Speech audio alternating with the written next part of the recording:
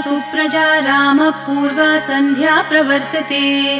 उत्तिष्ठ नरशार्दूल कर्तव्यं दैवमाह्निकम्। कौसल्या सुप्रजा रामः पूर्वा सन्ध्या प्रवर्तते। उत्तिष्ठ नरशार्दूल कर्तव्यं दैवमाह्निकम्। उत्तिष्ठोत्तिष्ठ गोविन्द उत्तिष्ठ गरुडध्वज। उत्तिष्ठ कमलाकान्त त्रैलोक्यं मङ्गलं कुरु। उत्तिष्ठोत्तिष्ठ गोविन्द उत्तिष्ठ गरुडध्वज। उत्तिष्ठ कमलाकान्त त्रैलोक्यं मङ्गलं कुरु। मातः समस्त जगतां मधुकैटभारेः वक्षो विहारिणि मनोहर दिव्यमूर्ते। श्रीस्वामिनि श्रितजनप्रियदानशीले श्रीवेङ्कटेश दयिते तव सुप्रभातम्। मातः समस्त जगतां मधुकैटभारेः वक्षो विहारिणि मनोहर दिव्यमूर्ते। श्रीस्वामिनि श्रितजनप्रियदानशीले श्रीवेङ्कटेश दयिते तव सुप्रभातम्। तव सुप्रभातमरविन्दलोचने भवतु प्रसन्नमुखचन्द्रमण्डले। विधिशङ्करेन्द्रवनिताभिरर्चिते वृषशैलनाथ दयिते दयानिधे। अत्र्यादिसप्तऋषयः समुपास्य सन्ध्याम् आकाशसिन्धुकमलानि मनोहराणि आदाय पादयुगमर्चयितुं प्रपन्नाः। शेषाद्रिशेखर विभो तव सुप्रभातम्।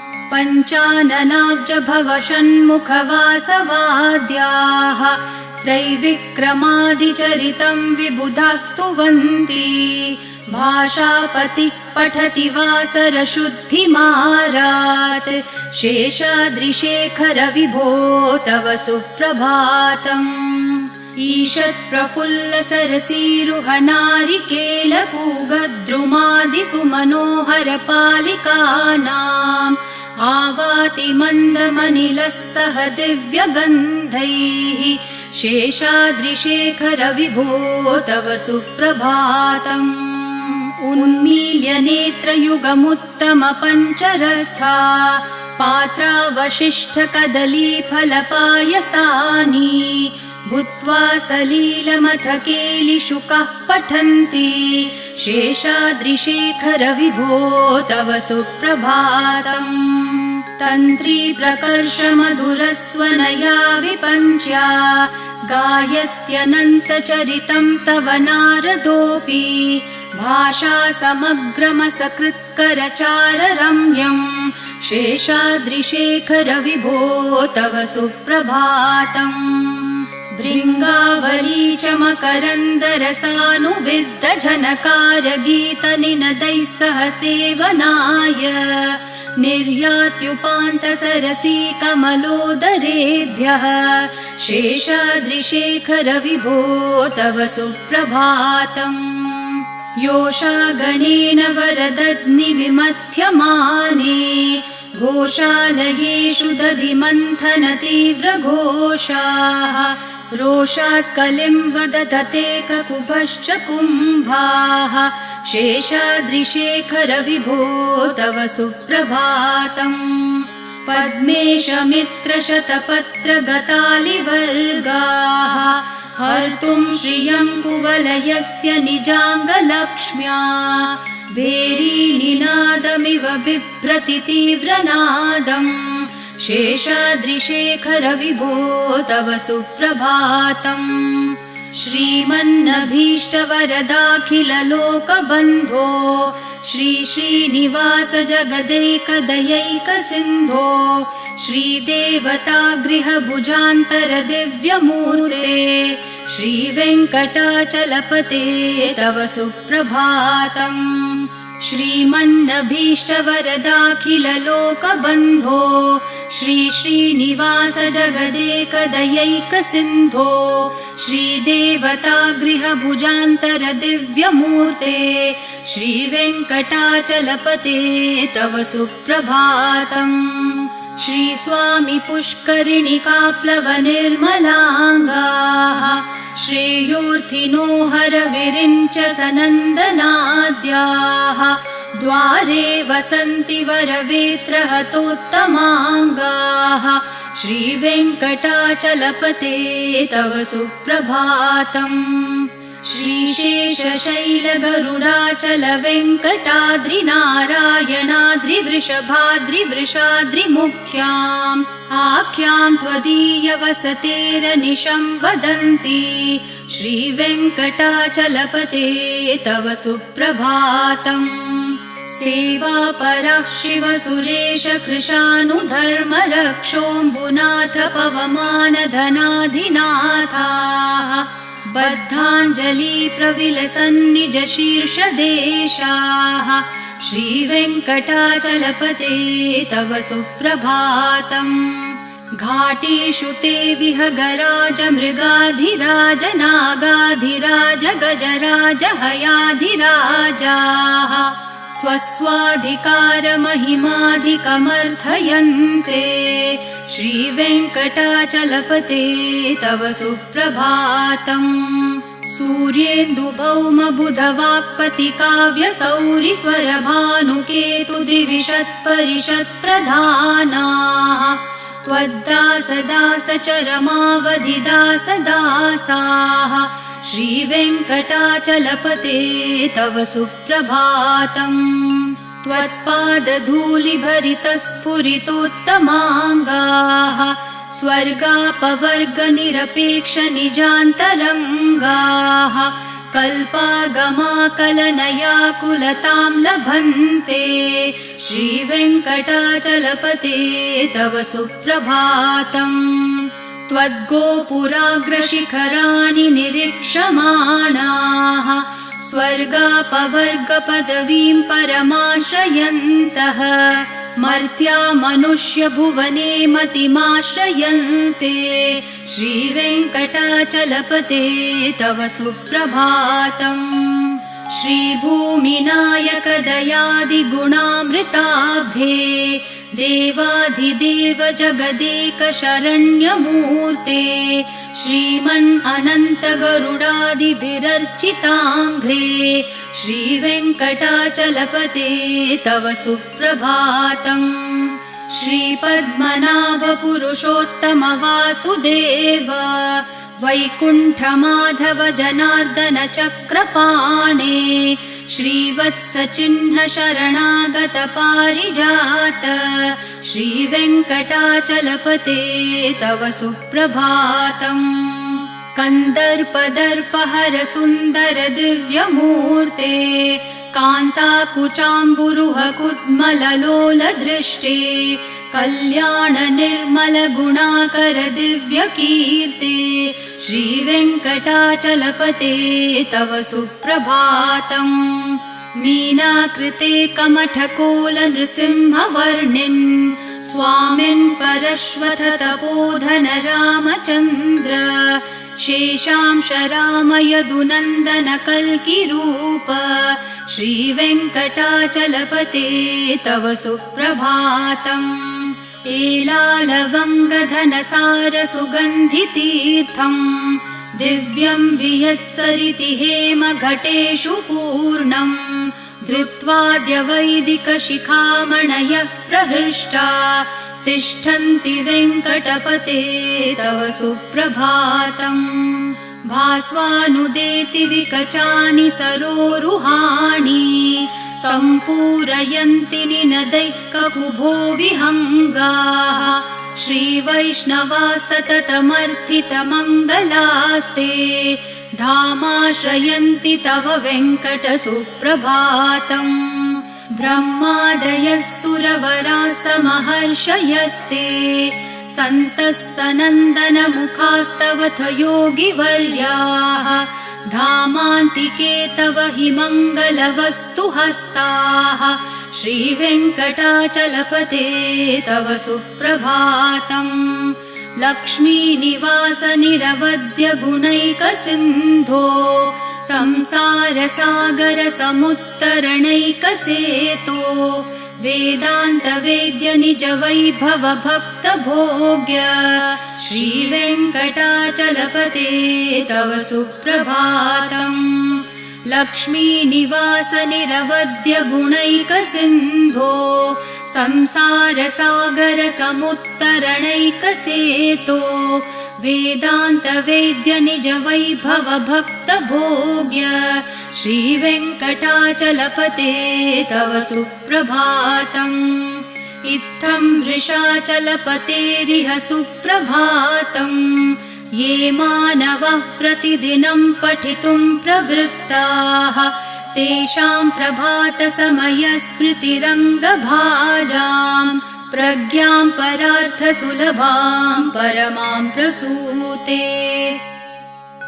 इत्थं वृषाचलपतेरिह सुप्रभातम् ये मानवः प्रतिदिनं पठितुं प्रवृत्ताः तेषां प्रभातसमयस्मृतिरङ्गभाजाम् प्रज्ञां परार्थसुलभां परमां प्रसूते कमलाकुचूचुककुङ्कुमतो नियतारुणतातुलनीलतनो कमलायतलोचनलोकपते विजयी भव वेङ्कटशैलपते कमलाकुचूचुककुङ्कुमतो नियतारुणतातुलनीलतनो कमलायतलोचनलोकपते विजयी भव वेङ्कटशैलपते स चतुर्मुख षण्मुख पञ्चमुख प्रमुखाखिल दैवतमौलिमणे शरणागत वत्सल सारनिधे परिपालय मां वृषशैलपते अतिवेलतया तव दुर्विषहै अनुवेलकृतैरपराधशतैः भरितं त्वरितं वृषशैलपते परया कृपया परिपाहि हरे अधिवेङ्कटशैलमुदारमते जनताभिमताधिकदानरतात् परदेवतया गदितान्नगमै कमलादयितान्न परं कलये कलवेणुरवावशगोपवधू शतकोटिवृतात् स्मरकोटिसमात् प्रतिवल्लविकाभिमतात् सुखदात् वसुदेवसुतान्न परं कलये अभिराम गुणाकर दाशरथे जगदेकधनुर्धर धीरमते रघुनायक राम रमेश विभो वरदो भवदेव दया जलदे अवनीतनया कमनीयकरं रजनीकर चारुमुखाम्बुरुहम् रजनीचरराजतमो मिहिरं महनीयमहं रघुराममये सुमुखं सुहृदं सुलभं सुखदं स्वनुजं च सुखाय ममोघशरम् अपहाय रघुत्वहमन्यमहं न कथञ्चन कञ्चन जातु भजे विना वेङ्कटेशं ननाथो ननाथ सदा वेङ्कटेशं स्मरामि स्मरामि हरे वेङ्कटेश प्रसीद प्रसीद प्रियं वेङ्कटेश प्रयच्छ प्रयच्छ विना वेङ्कटेशं ननाथो ननाथ सदा वेङ्कटेशं स्मरामि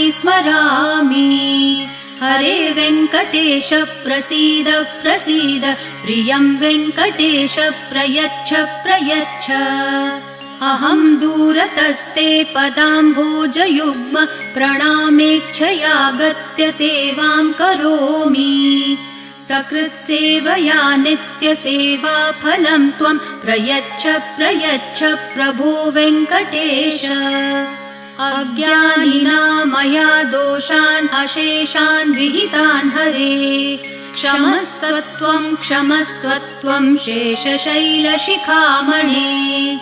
अज्ञानिना मया दोषान् अशेषान् विहितान् हरे क्षमस्व त्वं शेषशैलशिखामणे ईशानां जगतोऽस्य वेङ्कटपतेर्विष्णोः परां प्रेयसीं तद्वक्षस्थलनित्यवासरसिकां तत्क्षान्तिसंवर्धिनीं पद्मालङ्कृतपाणिपल्लवयुगां पद्मासनस्थां श्रियं वात्सल्यादिगुणोज्ज्वलां भगवतीं वन्दे जगन्मातरम् ईशानां जगतोऽस्य वेङ्कटपतेर्विष्णोः परां प्रेयसीं तद्वक्षस्थलनित्यवासरसिकां तत्क्षान्तिसंवर्धिनीं पद्मालङ्कृतपाणिपल्लवयुगां पद्मासनस्थां श्रियं वात्सल्यादिगुणोज्ज्वलां भगवतीं वन्दे जगन्मातरम् श्रीमान् कृपाजलनिधे कृतसर्वलोक सर्वज्ञ शक्तनतवत्सल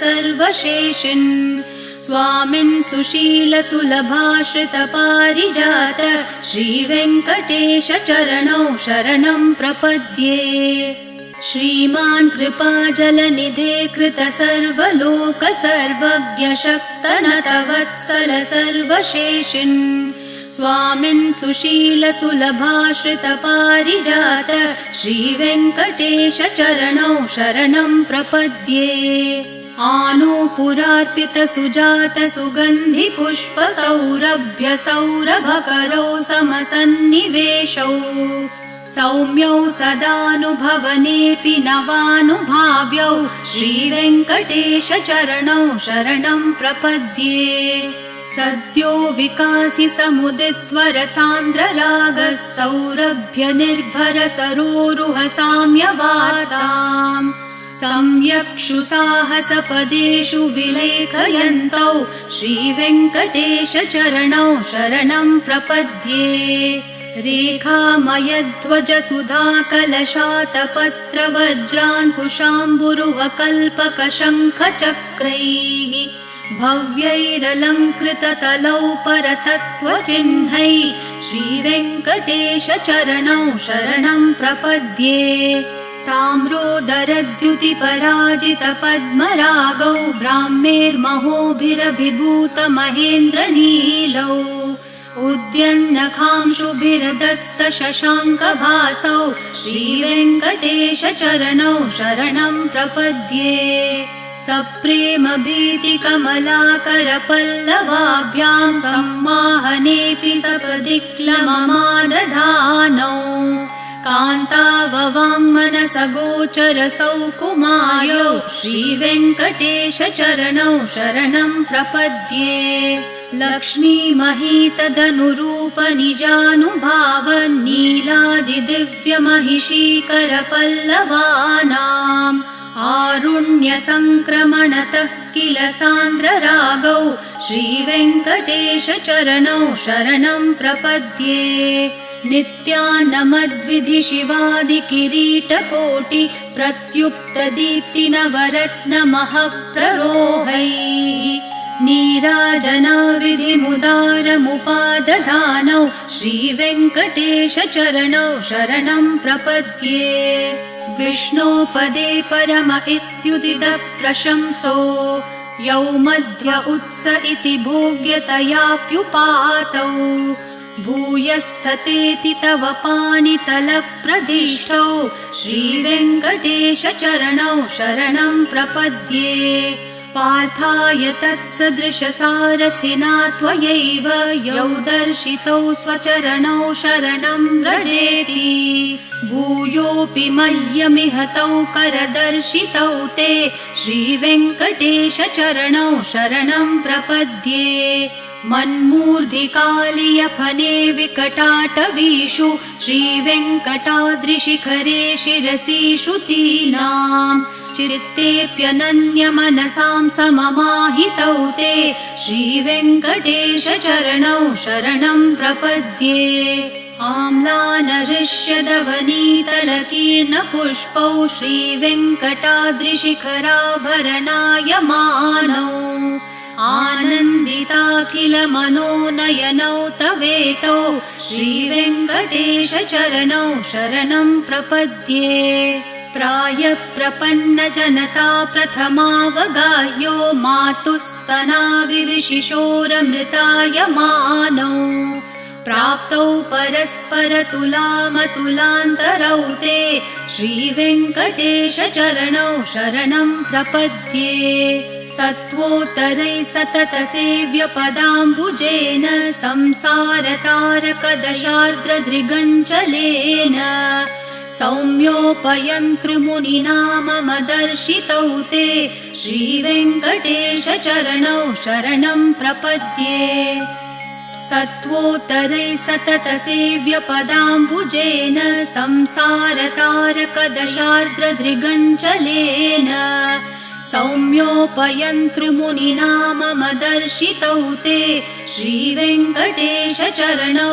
शरणं प्रपद्ये श्रीशश्रिया घटिकया त्वदुपाय भावे प्राप्ये त्वयि स्वयमुपेयतया स्फुरन्त्या नित्याश्रिताय निरवद्य गुणाय तुभ्यं श्यां किङ्करो वृषगिरीश न जातु मह्यम् श्रीशश्रिया घटिकया त्वदुपाय भावे प्राप्ये त्वयि स्वयमुपेयतया स्फुरन्त्या नित्याश्रिताय निरवद्य गुणाय तुभ्यं श्यां किङ्करो वृषगिरीश न जातु मह्यम् श्रियः कान्ताय कल्याणनिधये निधयेऽर्थिनां श्रीवेङ्कटनिवासाय श्रीनिवासाय मङ्गलम् श्रियः कान्ताय कल्याणनिधये निधयेऽर्थिनां श्रीवेङ्कटनिवासाय श्रीनिवासाय मङ्गलम् लक्ष्मी सविभ्रमालोकसुप्रविभ्रमचक्षुषे चक्षुषे सर्वलोकानां वेङ्कटेशाय मङ्गलम् श्रीवेङ्कटाद्रिशृङ्गाग्रमङ्गलाभरणाङ्ग्रये मङ्गलानां निवासाय श्रीनिवासाय मङ्गलम् सर्वावयवसौन्दर्यसम्पदा सर्वचेतसां सदा सम्मोहनायास्तु वेङ्कटेशाय मङ्गलम् नित्याय निरवध्याय सत्यानन्दचिदात्मने सर्वान्तरात्मने श्रीमद्वेङ्कटेशाय मङ्गलम् स्वतः सर्वविदे सर्वशक्तये सर्वशेषिणे सुलभाय सुशीलाय वेङ्कटेशाय मङ्गलम् परस्मै ब्रह्मणे पूर्णकामाय परमात्मने प्रयुञ्जे परतत्त्वाय वेङ्कटेशाय मङ्गलम् आकालतत्त्वमशान्तम् आत्मनामनुपश्यताम् अतृप्तामृतरूपाय वेङ्कटेशाय मङ्गलम् प्रायस्वचरणौ पुंसां शरण्यत्वेन पाणिना कृपया दिशते श्रीमद्वेङ्कटेशाय मङ्गलम् दयामृत्तरङ्गिन्यास्तरङ्गैरिव शीतलैः अपाङ्गैः सिञ्चते विश्वं वेङ्कटेशाय मङ्गलम् सद्भूषाम्बरहेतिनां सुषमावहमूर्तये सर्वार्तिशमनायास्तु वेङ्कटेशाय मङ्गलम् श्रीवैकुण्ठविरक्ताय स्वामि पुष्करिणीतटे रमया रममाणाय वेङ्कटेशाय मङ्गलम् श्रीवैकुण्ठविरक्ताय स्वामि पुष्करिणीतटे रमया रममाणाय वेङ्कटेशाय मङ्गलम् श्रीमत्सुन्दरजामातृमुनिमानसवासिने सर्वलोकनिवासाय श्रीनिवासाय मङ्गलम् मङ्गलाशासनपरैर्मदाचार्य पुरोगमैः सर्वैश्च पूर्वैराचार्यैः सत्कृतायास्तु मङ्गलम्।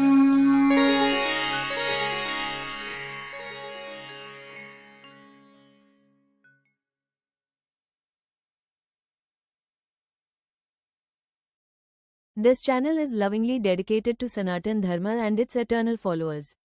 Our purpose is pure, to share devotion, positivity, and spiritual music that connects the soul. If you felt peace, calm, and rejuvenated in this musical journey, please like, share, and subscribe for more divine content. And don't forget to press the bell icon to receive our daily Aarti Darshan shots from temples across India. Har Har Mahadev, Jai Shri Ram.